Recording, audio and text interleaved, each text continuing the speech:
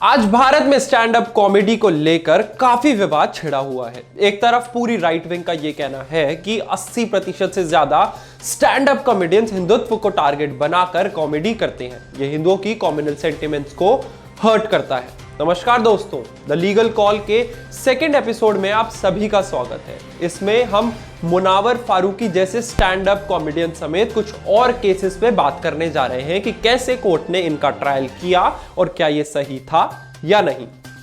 Police ने 2 जनवरी को मुनावर फारूकी को अरेस्ट कर लिया।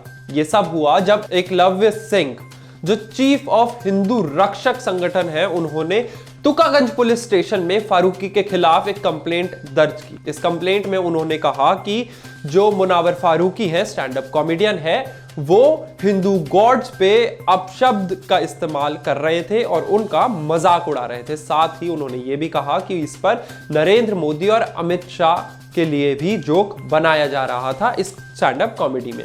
अब यहां इंदौर के सुपरिटेंडेंट ऑफ पुलिस का खुद ये कहना है कि उनके पास कोई भी ऐसा सबूत नहीं है जिससे साबित हो सके कि मुनावर फारूकी ने हिंदू सेंटिमेंट्स या अमित शाह की इंसल्ट की है और इस पर कोई स्टैंड अप वो कर रहे थे। खैर, अगर वो अमित शाह और नरेंद्र मोदी, जो कि देश के प्रधानमंत्री हैं, उन पर कोई जोक या कोई तर्क कस भी रहे थे तो ये इसके अगेंस्ट कोई भी लीगल एक्शन नहीं बनता है। ये बात आपको ध्यान में रखनी चाहिए। अब यहां Faruqui was arrested only on the basis of the words of complainant, जो कि एकलव्य सिंह थे। इनके खिलाफ कोई भी प्रूफ नहीं मिला। मुनावर फारूकी को सेक्शन 295A के अंतर्गत अरेस्ट किया, जिसमें हर्टिंग रिलीजियस सेंटिमेंट्स के लिए प्रावधान है।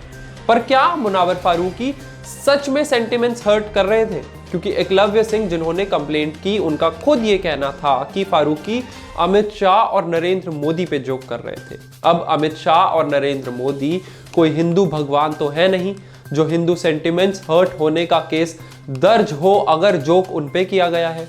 और अगर उन पे किया भी गया है और उनके सेंटिमेंट्स हर्ट हुए हैं तो ये कंप्लेंट उन्हीं के द्वारा दर्ज की जानी चाहिए थी। तो क्या फारूकी का अरेस्ट होना यहां सही है या नहीं? द लीगल कॉल में हम आज यही आपको बताने जा रहे हैं। सेक्शन 295A यानी कि हर्टिंग द कम्युनल सेंटिमेंट्स की शुरुआत कैसे हुई? 1927 में जब एक किताब रंगीला रसूली को लेकर बवाल खड़ा हुआ। इस किताब में प्रॉफिट मोहम्मद को लेकर कई ऐसी बातें कही गई थी जो इस्लाम में ऑब्जेक्टेबल मानी गई। तब ब्रिटिशर्स द्वारा 295A को IPC में जोड़ दिया गया। गौर करने वाली बात यह है कि 70 सालों में हर्टिंग इस्लामिक सेंटिमेंट्स पे ही इसका ज्यादातर इस्तेमाल हुआ है। कभी प्रॉफिट मोहम्मद का कोई कार्टून डिपिक्शन दिखाया गया तो ये लगाया गया, कोई फिल्म बनाई तो ये दोबारा लगाया गया आर्टिकल 295A। मगर जब से NDA सरकार प्रभाव में आई है तब से IPC 295A को हिंदू सेंटिमेंट्स के मामलों में ज्यादा इस्तेमाल किया जा रहा है। ये बात गौर करने वाली है। But the situation escalated when Justice Rohit Arya ने मुनावर की बेल एप्लीकेशन ये कहते हुए रिजेक्ट की कि आप किसी के रिलीजियस सेंटिमेंट्स का मजाक अपने बिजनेस के लिए नहीं उड़ा सकते, जो बात बिल्कुल सही है। 295A को लेकर पहले भी कई केसेस हुए हैं, जिनमें से सबसे फेमस केस है जब पूर्व क्रिकेटर महेंद्र सिंह धोनी पे एक मैगजीन कवर को लेकर हर्टिंग रिलीजियस सेंटिमेंट्स का केस दर्ज किया गया। कपिल शर्मा पे BMC के समय पे ऐसा केस दर्ज हुआ, मगर हर बार कोर्ट का ट्रायल बड़े ही अलग तरीके से चला। 1957 में रामजी लाल मोदी का एक केस हुआ जब ट्रायल में यह कहा गया कि 295A तभी लगाया जाए जब इंटेंशन के साथ सेंटिमेंट्स हर्ट किए हो, जब इसके बाद पब्लिक आउटरीच हुआ हो। अब ये कोई एक्ट में प्रावधान नहीं है इन दो कंडीशंस का, मगर प्रैक्टिकली अगर आप इसको देखें तो ये ठीक साउंड करता है। जुडिशियल माइंड हर जज के वेरी जरूर करते हैं, मगर फारूकी के केस में बेल तो दी ही जानी चाहिए थी कम से कम, जो कि जस्टिस रोहित आर्य ने रिजेक्ट कर दी। मगर फारूकी के कई पिछले वीडियोस में वे भगवान राम और सीता माता के ऊपर भी बहुत ही अपशब्द का इस्तेमाल करते हुए नजर आए हैं। मेरा पिया घर आया ओ राम जी, लाइक अगर भगवान को रिस्पॉन्स करें, वो गाना कैसा है ना, लाइक मेरा पिया घर आया और Ram ji don't give fuck about your पिया। मेरा पिया घर आया, राम जी लाइक मैं 14 साल से खुद घर नहीं गया। एंड अगर सीता ने सुन लिया तो वो तो डाउट करेगी कि if your husband is why you are updating my husband beach.